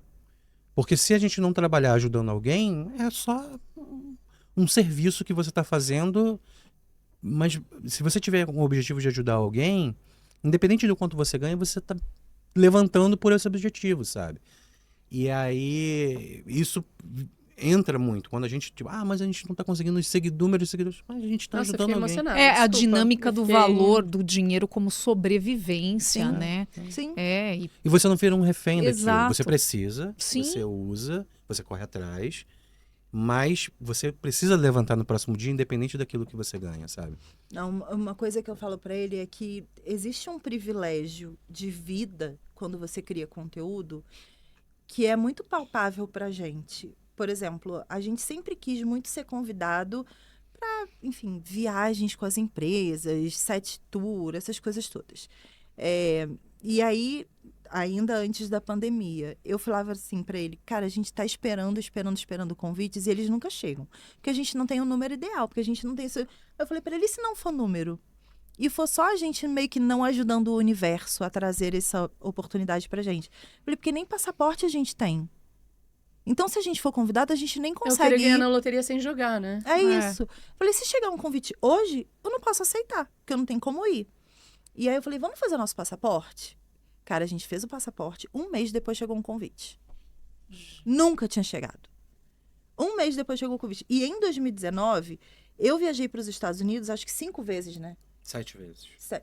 Só de trabalho. E eu falei, gente, eu nem tinha passaporte antes. Quando você pensa nisso, isso muda toda a sua forma de enxergar tudo que você está fazendo. O que você faz abre um caminho.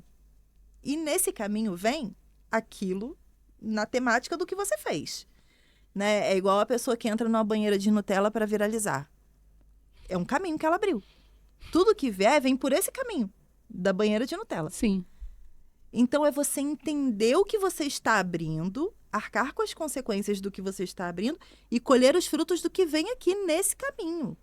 E eu acho que o caminho que a gente criou na internet, ele foi muito consciente de que a gente queria ter um valor não didático, mas um valor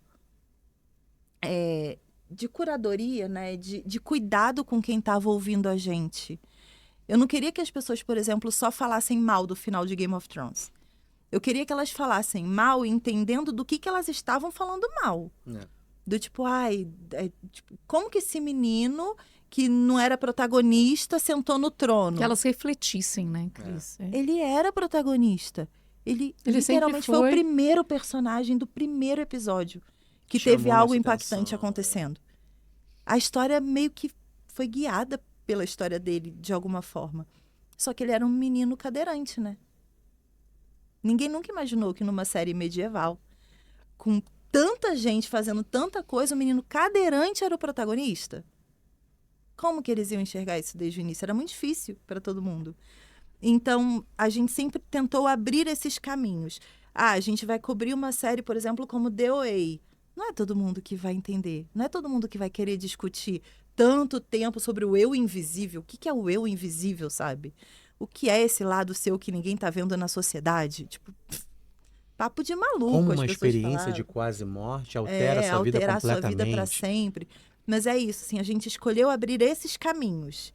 E eu acho que foram caminhos maravilhosos que a gente abriu. Porque os caminhos não se fecharam. Não, e os frutos que a gente colhe até hoje, tipo, essa oportunidade aqui que a gente tem de conversar com vocês.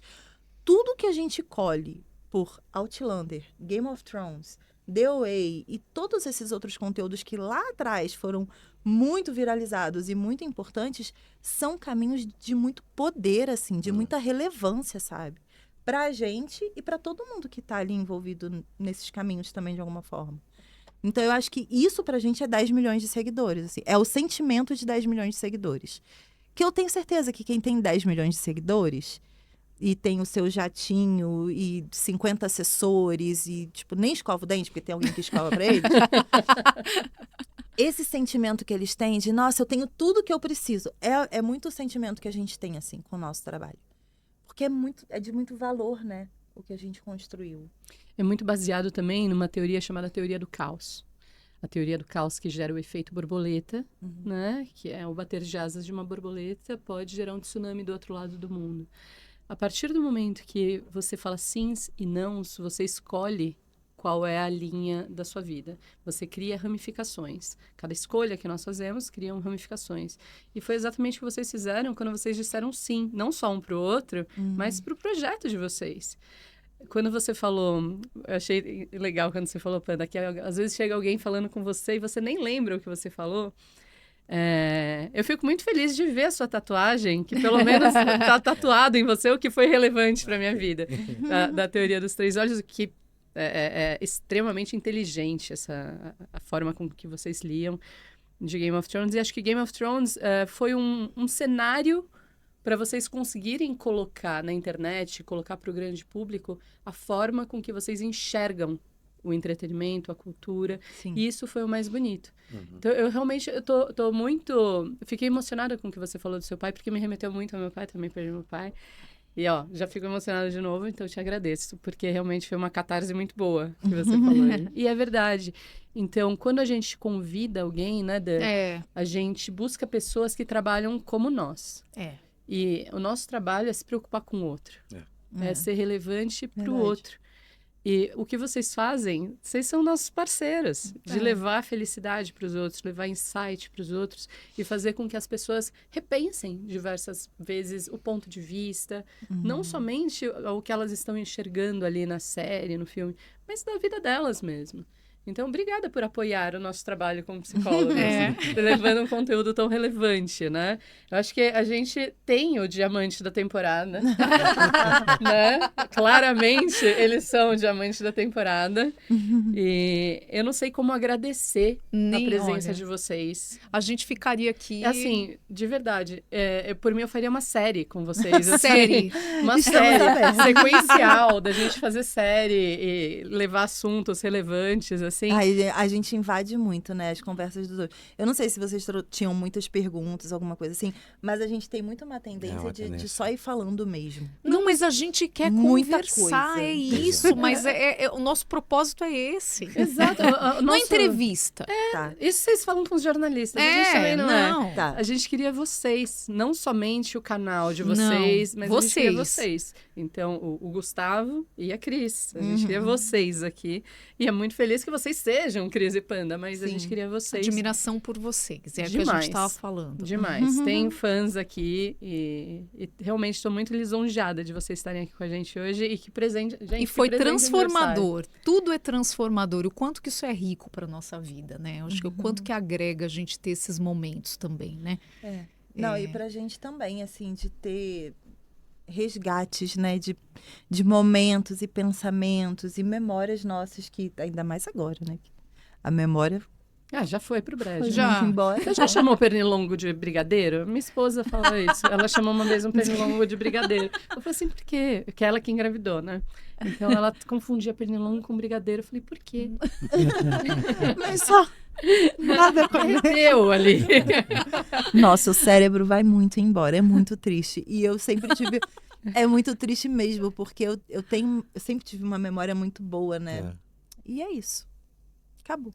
Meu amor, mas é isso, você foi transformada e continuará sendo, e tá tudo bem, e faz parte do processo fisiológico também, tá? E melhora. Melhora, depois você tem uma queda, outra fase, entendeu? Não, eu encontrei agora a Renata Boldrini. Vocês conhecem a Renata Boldrini? Sim. Né? A gente foi na casa dela esses dias e aí eu tava falando desse negócio do puerpério. Ela falou assim, ai, amiga, espera a menopausa. A outra metade vai embora ali também. Ai, eu juro.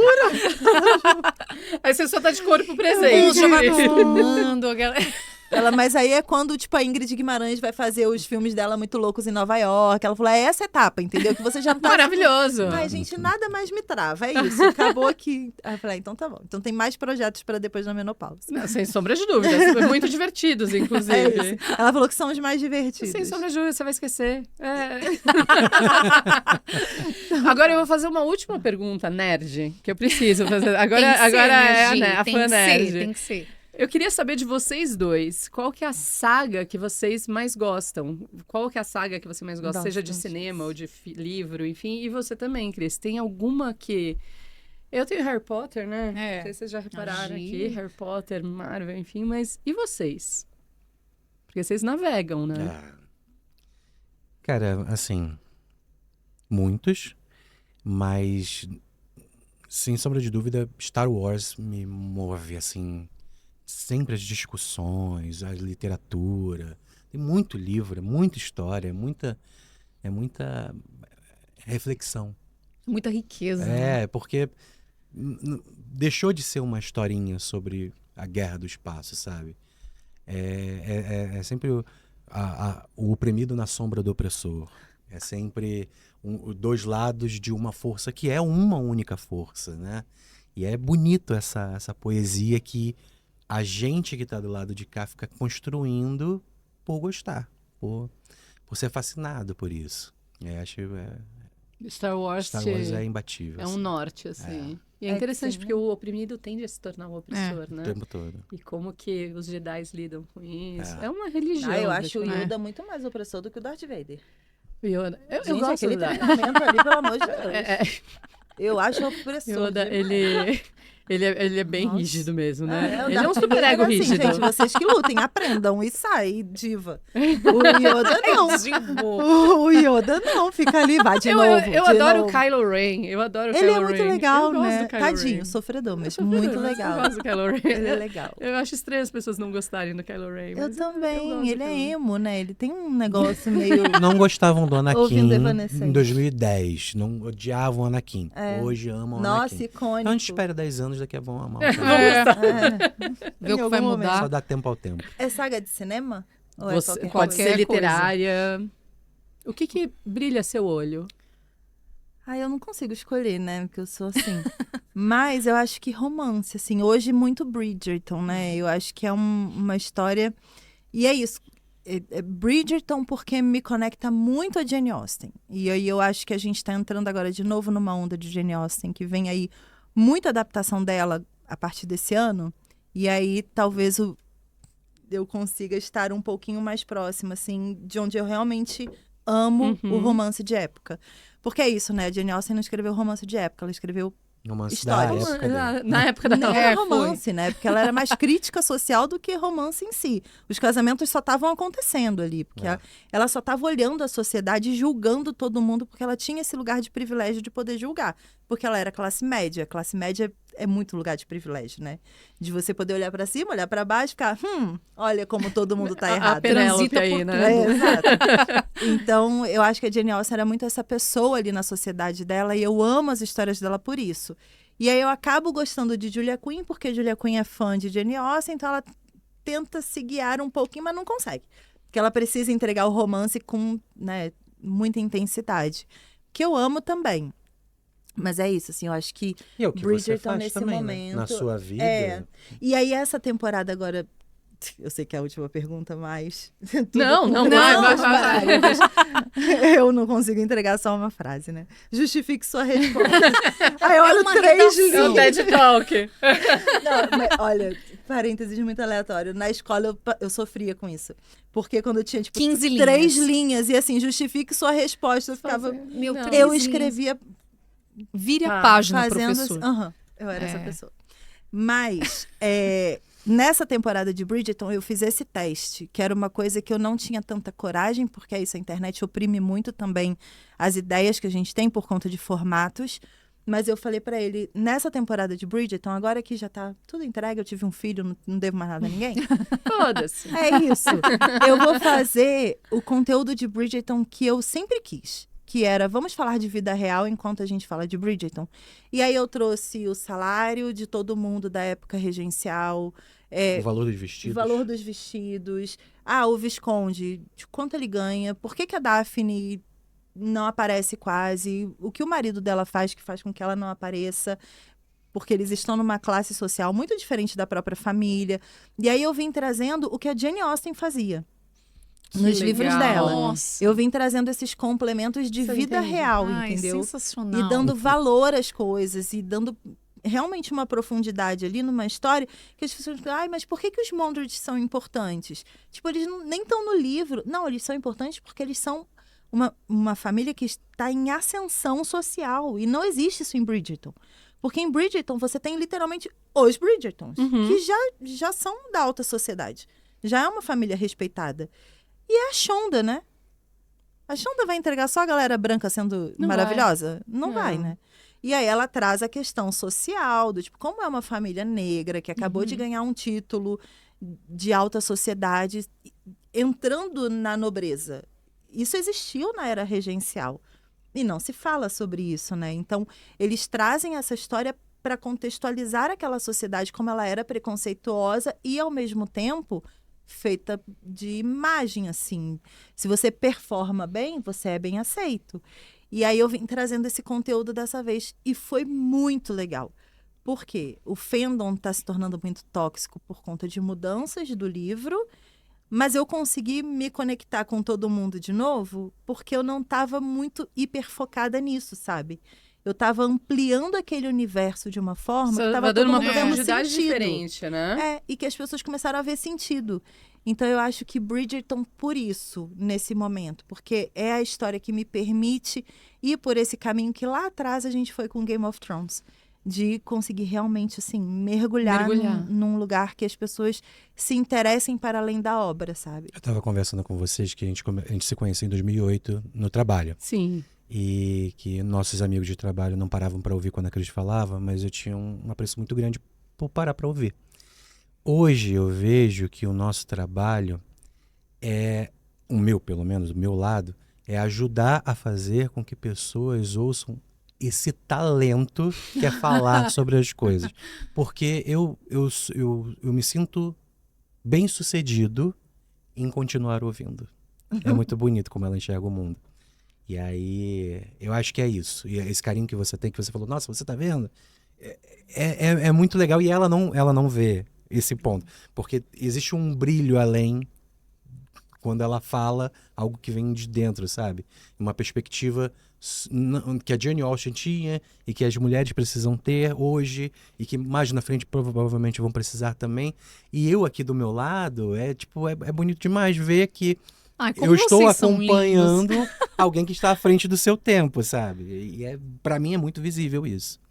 E a gente fez um filho junto. Que lindo.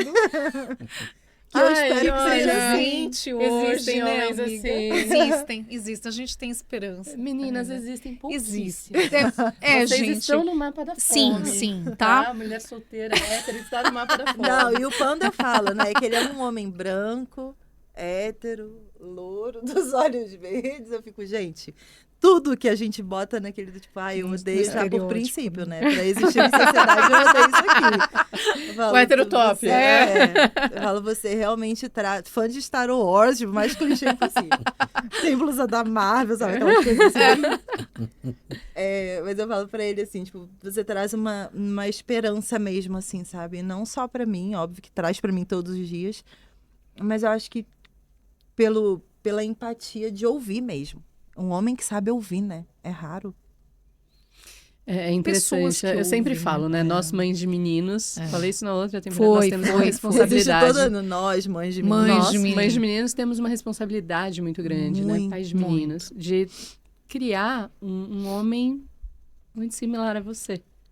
Que não só ouça, mas tem opiniões e que não tenha essa necessidade realmente de suprimir a mulher, que não tem essa perspectiva de que é um ser superior e que seja humano, né? Humanizar os nossos filhos para que ele tenha relacionamentos de diminuir para ser validado. Bons, né? Nossa, não só com as pessoas, mas com ele mesmo. Sem essas pressões sociais que vocês meninas sofrem também, né? Não são só as mulheres que sofrem com machismo. Mas é uma responsabilidade difícil, mas muito bonita. E tá na nossa mente também, né? Nesses últimos 3 meses, o tanto de tempo que eu dediquei ao trabalho, que ele cuidou do Abel, que ele alimentou o Abel, que ele deu banho no Abel, que ele botou o Abel para dormir. E eu sentindo culpa, com meu peito estourando de leite, pensando... Gente, mas aí eu ia pra ele, eu falava desculpa por isso. Ele, desculpa porque eu sou pai dele. Ele só tá paternando. É isso. E é um trabalho nosso. A culpa, meu amor, a culpa aí, nasceu chora. a mãe, Nasce nasceu a mãe, nasce a culpa bem... e nasce o coque. Nossa, o coque vem muito, O né? coque vem muito. Ele vem muito. Vem muito. Verdade. Eu preciso. Mais uma. Eu sei, perdão, gente. Você falou de Bridgerton. Próxima temporada? Sim. Próxima vai temporada. Ser uma luta, né? Mas vamos. Vai ser. Como é que vocês acham que vai ser? Eu acho que vai ser um grande caos. Você acha? Porque era pra ser Heloise. Era. Agora vai ser das meninas. Eu acho Pra que estrategicamente faz muito sentido não ser da Heloise, né? Porque a gente sabe que o mundo é preconceituoso e vai ter uma grande queda de audiência, porque já existe esse boicote sendo anunciado. Nossa, que absurdo. Então, estrategicamente, a Netflix foi inteligente de botar o da Heloise depois, porque volta todo mundo para ver o da Heloise. Mas eu acho que vai ser lindo. Eu acho que vai ser a melhor temporada. Eu acho que a Shonda vai fazer de um jeito, assim... Lindo, né? irresistível, porque eu realmente acho que a história do Michael e da Francesca no livro é a história mais perfeita para ser transformada. Porque é uma história sobre maternar sem poder, sem conseguir. Né? De tentar muito ocupar esse lugar que ela admira da mãe e que ela tem uma dificuldade porque o amor da vida dela morreu, porque ela tem uma paixão que é proibida, porque eles se sentem culpados. Estavam todos os sinais ali, sabe? Eu acho que a showrunner tem muita razão quando ela se identificou com esse livro, né? Ela falou, quando eu li, eu vi a minha história. A culpa de amar, a culpa de ficar com uma pessoa proibida, eu me vi ali. Porque é isso, ela não podia ter o relacionamento que ela queria ter até que ela teve coragem de ter. Então, eu acho que faz sentido o que despertou dentro dela. E eu acho que ela importa sim. Se ela tá guiando essa história e ela se viu e ela entendeu que fazia sentido, eu acho que ela tem que fazer. Porque tem outras pessoas querendo se ver também no romance de época, né? E eu sou uma delas. E mulheres... E somos um grande público. Exato. E um público que tem poder aquisitivo, que tem consciência de consumo e que não só milita... mas faz alguma coisa com essa militância, porque eu acho que mulher tem muito esse poder, né? A gente não só milita, tipo, me respeita, não, porque é tanto tempo, né? Já pedindo isso pra tanta coisa. Já tá acostumado, né? Que a gente faz alguma coisa com isso, então a gente transforma em bem de consumo, a gente transforma em experiência, a gente transforma em história, a gente transforma em tudo que a gente toca, a gente realmente transforma muito. E eu acho que vai ser uma temporada muito bonita, talvez uma das melhores produções. Eu acho que vai ser um dos romances mais bem trabalhados dentro do universo de Bridgerton, porque eles têm realmente uma página em branco para criar. E eu acho que vai ser uma temporada muito relevante socialmente, porque eu acho que eles vão trazer vários temas além desse que importam muito. O protagonismo masculino em Bridgerton, ele é construído para ser muito similar. Se você perceber nessa última temporada, os irmãos Bridgerton estavam sentados, aí chega o mais novo que está se tornando um homem, e ele se torna exatamente o que os irmãos já são. É muito bobo, né?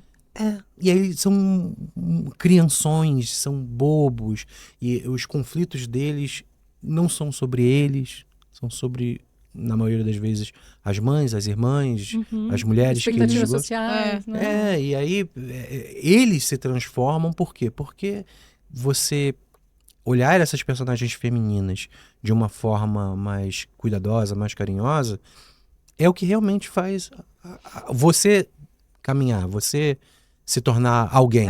Senão você vai ser exatamente o mesmo formato que a sociedade impõe que você se torne. É o status quo, né? Você fica.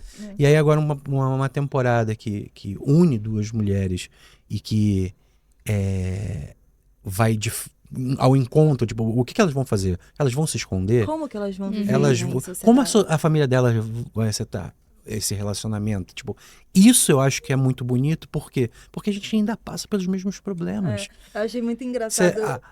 O fã de Bridgerton que não assistir essa temporada, ele vai ficar ainda repetindo o mesmo ciclo de problemas que é só pra impedir alguém de ser feliz. Serve pra nada, né? Nada. Só pra reclamar mesmo.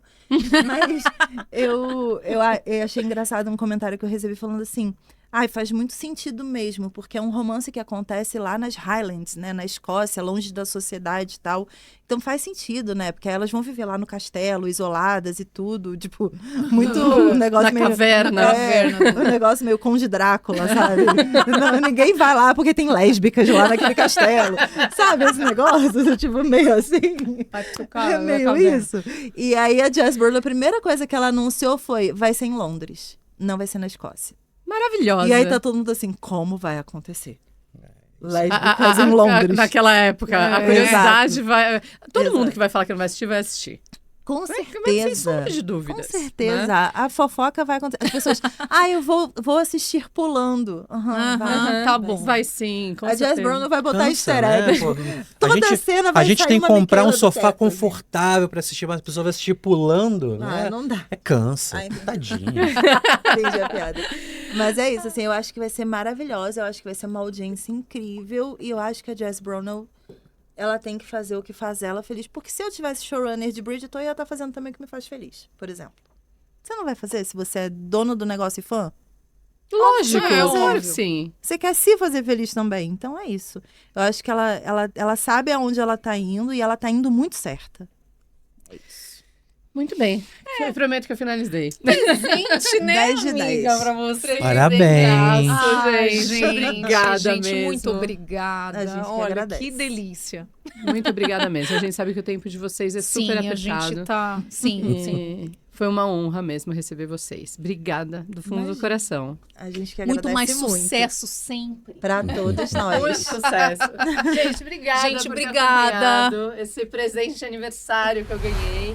Não se inscreva, não se esqueça de Não se se inscrever no canal. Eu esqueçam. tô até... A Giovana já tropeçou na língua. Obrigada. Obrigada, gente.